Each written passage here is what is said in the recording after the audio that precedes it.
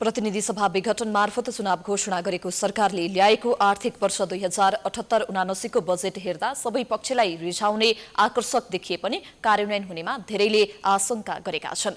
5 वटा मन्त्रालयले प्राथमिकता दिएको सरकारले 4 वटा मन्त्रालयको बजेट कटौती गरेको छ। विकास खर्च लक्ष्य अनुसार गर्न नसकेको विगतलाई आगामी आर्थिक वर्षको बजेटले चिर्ला त। एक रिपोर्ट। चालू आर्थिक वर्ष 2077-78 को 10औं महिनासम्म विकास अर्थात् पुँजीगत खर्च करिब 36% मात्रै छ। चालू खर्च पनि लक्ष्यको 64.41% मात्रै पूरा भएको छ। यसरी विकास निर्माणका लागि भनी बजेटमै विनियोजन गरिएको रकम खर्च हुन नसकेर सरकारी ढुकुटीमा बस्नु अर्थतन्त्रको लागि राम्रो मानिँदैन। विकास बजेटका लागि जेठ 15 गते नै बजेट ल्याउने गरिए पनि असारको अन्त्यमा हतार विकास बजेट खर्च हुने परिपाटीमा कमी आउन नसक्दा राज्यको विकास प्रणाली नै प्रभावित भइरहेको छ। यो विगतले आगामी आर्थिक वर्षको बजेट कार्यान्वयनमा समेत आशंका उब्जाएको छ। 5 वटा मन्त्रालयले आर्थिक वर्ष 2078-79 को बजेटमा विशेष प्राथमिकता पाए पनि 4 वटा मन्त्रालयको बजेट चालू आर्थिक वर्षभन्दा कटौती भएको छ।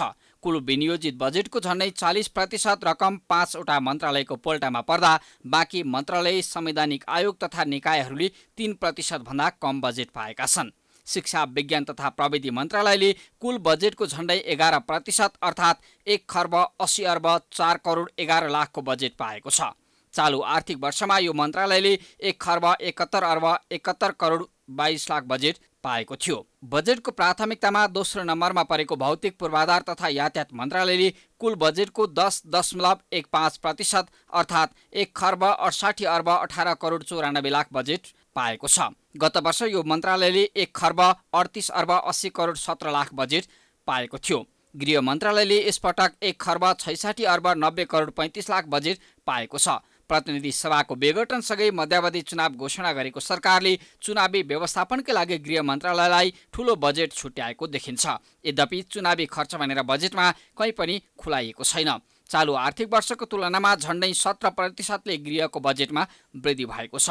कोभिड-19 को स्वास्थ्य उपचार, रोगको रोकथाम तथा नियन्त्रण, कोभिड-19 विरुद्धको भ्याक्सिन खरिद एवं मुलुकभित्रका अस्पताल तथा स्वास्थ्य केन्द्रहरूको स्तर उन्नतिकै लागि यसपटक स्वास्थ्य क्षेत्रमा ठूलो बजेट विनियोजन गरिएको छ। स्वास्थ्य तथा जनसङ्ख्या मन्त्रालयलाई कुल बजेटको 7.45% अर्थात् 1 खर्ब 22 अर्ब 78 करोड 79 लाख विनियोजन गरिएको छ। चालू आर्थिक वर्षमा यो मन्त्रालयले 90 अर्ब 69 करोड 1 लाख बजेट पाएको थियो। प्राथमिकताको 5औं नम्बरमा रहेको ऊर्जा, जलस्रोत तथा सिंचाई मन्त्रालयले 1 खर्ब 21 अर्ब 97 करोड 81 लाख बजेट पाएको छ। चालू आर्थिक वर्षका लागि सरकारले यो क्षेत्रमा 1 खर्ब 5 अर्ब 81 करोड 24 लाख बजेट विनियोजन गरेको थियो।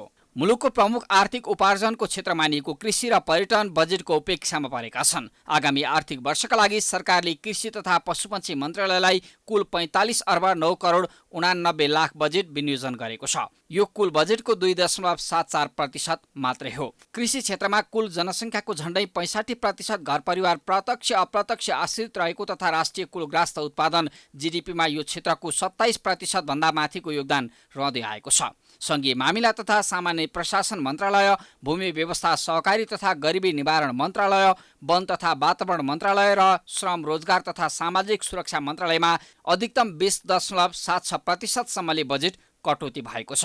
गत वर्ष 38 अर्ब 91 करोड 23 लाख बजेट पाएको संघीय मामिला तथा सामान्य प्रशासन मन्त्रालयले 30 अर्ब 83 करोड 25 लाखको बजेट पाउँदा भूमि व्यवस्था सहकारी तथा गरिबी निवारण मन्त्रालयले गत वर्षभन्दा 97 करोड 52 लाख, वन तथा वातावरण मन्त्रालयले 43 करोड 36 लाख र श्रम रोजगार तथा सामाजिक सुरक्षा मन्त्रालयले 20 करोड 28 लाख कम बजेट पाएका छन्। कुल 16 खर्ब 47 अर्ब 57 करोड बजेट विनियोजन भएकोमा चालू खर्चतर्फ 6 खर्ब 78 अर्ब 61 करोड अर्थात् 41.2%, पुँजीगत खर्चतर्फ 3 खर्ब 74 अर्ब 26 करोड अर्थात् 22.7%, वित्तीय व्यवस्थापनतर्फ 2 खर्ब 7 अर्ब 97 करोड अर्थात् 12.6% र प्रदेश अनि स्थानीय तहमा वित्तीय हस्तान्तरणतर्फ 3 खर्ब 86 अर्ब 71 करोड अर्थात् 23.5% बजेट विनियोजन भएको छ। गत वर्ष 14 खर्ब 74 अर्ब 64 करोड बजेट विनियोजन गरिएकोमा अहिलेको बजेट 10.5%ले बढेको छ।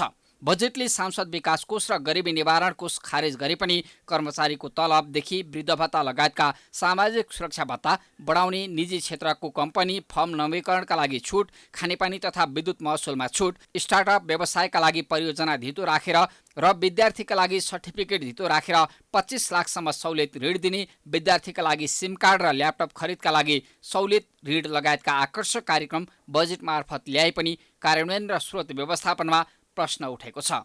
बजेट सरकारको राजनीतिक घोषणापत्र मात्रै होइन, देशको समग्र आर्थिक र सामाजिक दस्तावेज पनि हो। राजस्व र व्ययको अग्रिम अनुमान एवं निश्चित अवधिको लक्ष्य र कार्यक्रमको अभिव्यक्ति हुने बजेटले सरकारको आम्दानी र खर्च विवरणको सार्वजनिक घोषणा गर्छ। यति मात्रै नभएर बजेटमा विगत वर्षको समीक्षा, वर्तमानको आवश्यकता र भोलिका अपेक्षाहरू समेटिएका हुन्छन्। यसैले बजेटलाई गत वर्षको अवस्थाको यथार्थ चित्रण, चालु वर्षको प्रवृत्तिको चित्रण र आगामी वर्षको आर्थिक प्रक्षेपणको रूपमा पनि अर्थ्याउने गरिएको छ। आगामी आर्थिक वर्षको बजेट लक्ष्य तथा उद्देश्य प्राप्त हुन नसकेको विगत 3 दशकदेखिको अवस्था चिर्न सफल होस्, सबैको आशा र अपेक्षा यही छ।